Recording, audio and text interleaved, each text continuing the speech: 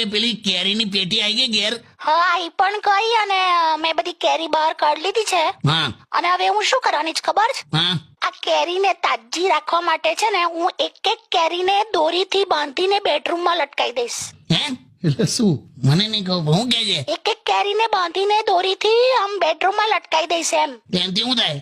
એનાથી છે ને કેરીને એવું લાગે કે હજુ એ ઝાડ પર જ લટકે છે એટલે તાજી રહે. બેવે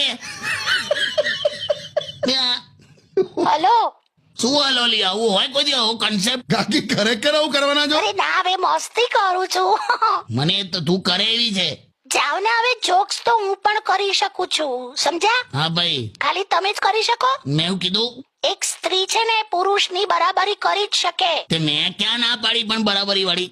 બસ તો બરાબરીની વાત કરે છે. સહેજ મૂછો ઉગે તો બ્યુટી પાર્લર ભાગી જાય. અલા પણ આવી બરાબરી હોય. ગમે તે હોય લી કરો તો ભાઈ બધા લેવલ પર કરો ને.